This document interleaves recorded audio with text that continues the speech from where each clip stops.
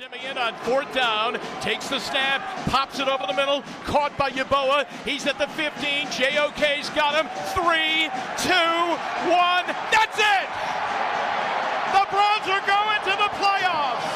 The postseason is back in Cleveland.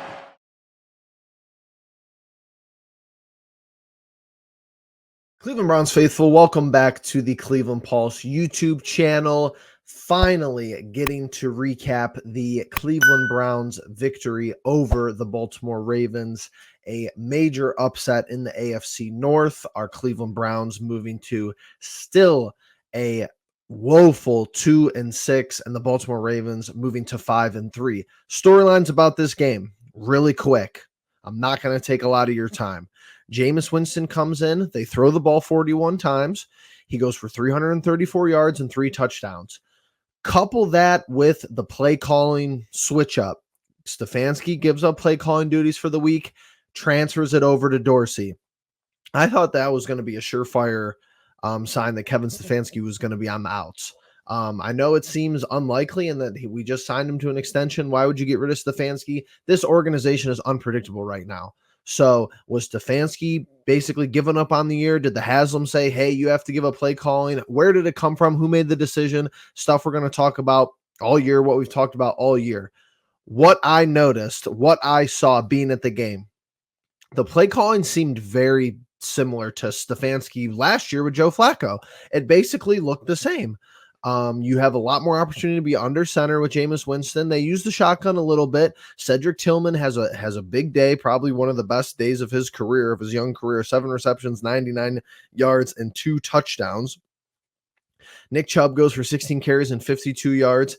The offense looked the best that it has all year. It was really that simple. You put up 29 points, you go for 400 total yards, you pass for 300 yards, you have 3 touchdowns in the air. I don't know what else to tell you. You can't bring Deshaun Watson back on this to start next year. You just can't. I don't know what it is. If he can't diagnose a defense as good as backups in the league, as good as Joe Flacco's, as good as Jameis Winston's, I don't understand it. And yes, don't get me wrong. Did Jameis Winston have a fortunate game? I think he did. But we haven't had a lot of positive variance go our way all year as far as how the ball drops, how the calls have gone, and still you have a lot of penalties this game. But did Jameis Winston have at minimum 3 turnover-worthy passes? Absolutely. Probably 4. And we come away clean. The Ravens can't execute. They can't do their job. Kyle Hamilton drops the would-be game-sealing interception, which was really an easy play and a very dumb throw, honestly, at the end of the day. But the decision-making was at least like this, and not, oh, we're going to drop back, head down, we're going to move over around like this, and then nothing happens. It's a sack. It's a 1-yard rush by the quarterback or whatever.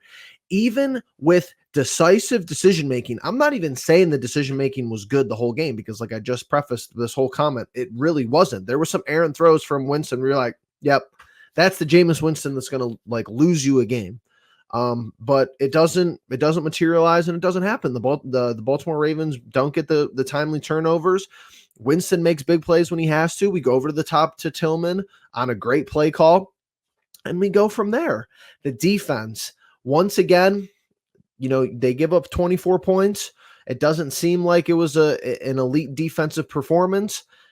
It was pretty good. You limit Derrick Henry to 73 yards, and a lot of it came on one rush. He had that one really big rush in the first half, I believe. And after that, it was a lot of nothing burger. Zay Flowers goes for 115 yards, but he doesn't kill you in the end zone. Lamar only completes 23 passes out of 38. He does have 2 touchdowns.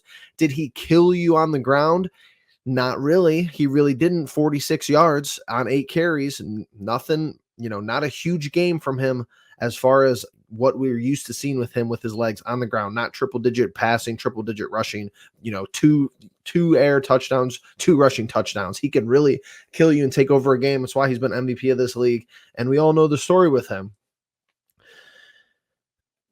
Everything just looked better from a team perspective, and Stefanski said it in the post game, to the locker room. This team is just, unfortunately, there's a lot of deficiencies with this team where everybody has to play good, and if one facet of the game isn't playing good, even if it's special teams, we saw it in the Cincinnati game. Special teams pretty much loses you that game.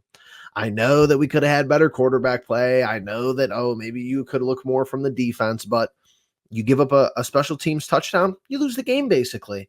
So Stefanski, interestingly enough, gets to be a head coach for the first time ever in his Browns tenure, gets to stand on the sidelines, Dorsey in the booth. I'm wondering how the whole week of preparation went. I would be interested just to what was going through his head on game day, because it had to be a weird and different experience for him as far as being on the sideline and just having to worry about, hey, how am I checking in with my position coaches? How is the overall game flow, looking? Not having to always look down at the play sheet and say, hey, we're doing this half the game when the offense is on the field. So I thought it was a great game. I thought it was fun, the most entertaining game of the year. We hope that JOK is all right. Scary incident there, had to be carted off the field. It's part of the game at this point. It seemed like everything was all right. And even with the Guardian cap, he's a guy who's been a pioneer of this new technology as far as a linebacker wearing the extra padding on his helmet. The NFL still has a long way to go with player safety, but it's something that it's not an issue that's going to be totally solved. It's just really not possible. They're running into each other at ungodly speeds. So hope he's all right. You're 2-6. You don't have a lot of hope left. You have zero margin for error, and you're already behind the 8 ball anyway. Interestingly enough, I tweeted this out soon after the victory, maybe even yesterday, but we're 2-2 in the conference. The only team with a better conference record than us in our division is the Steelers. The Bengals have more conference losses than us, and so do the Ravens after this week, obviously. So, and it's just so disgusting that we lost to the Raiders. Even if you, and I feel like it's every year where this team doesn't play to the standards we wanted to, we're always like, yep, you had a game there. You had the Giants game.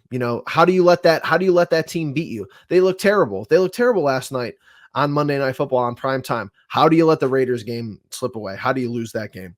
And we'll talk about it all year. What if Jameis was the starter for all 7 games? I think you easily have 3 wins. And I know, that's only one more. Yeah, but I mean, 3-5, you're working with something at 3-5, 2-6. Yeah, I mean, you got to go on we have to put 4 or 5 more wins together to even think about being in the hunt. Probably need 9 or 10 wins to be in the playoffs in the AFC. Maybe there'll be an 8-win team, maybe, but I kind of doubt it. So shout out to Jameis Winston. Shout out to the defense for, doing what they do. I feel like week in and week out, it's not always pretty. It's not always 3 turnovers and this and that, but, people stepped up when they needed to. Cedric Tillman, great day. Dustin Hopkins, still a little shaky, but did his job when it was all said and done. And yeah, I think the last thing I'm going to say here as a sign off is good for them for honoring the legacy of Jim Donovan. Good job. The season could be lost. It could be a waste. However you want to look at it. You lose a valued member of the Browns community, the voice of the Cleveland Browns. A lot of people my age and a lot of people older grew up with Jim Donovan being the voice of the Browns. It's a damn shame. Cancer is absolutely just terrible. And we lost a Cleveland icon and a highly valued member of the Cleveland community just way too soon. So we'll be thinking about Jim the rest of the season. He's inspired a lot of people to talk about the Browns and to be fans of the Browns. So he will be greatly missed. I'm glad that they went out there and at least showed some dignity and showed some pride and got the job done for Jim against the Ravens. But yeah, 29-24 victory, 2-6 on the season. The Chargers are on deck. Should be an interesting week ahead. Should be another fun Sunday of football. Should be another fun week. So if you're still with us here, hit that like button. Comment down below what you think of the game. Give out your MVPs. Who do you think was our best player? Tell me what do you think our record would be if Winston was a starter for the whole year. Would we be above 500? Would we be below 500?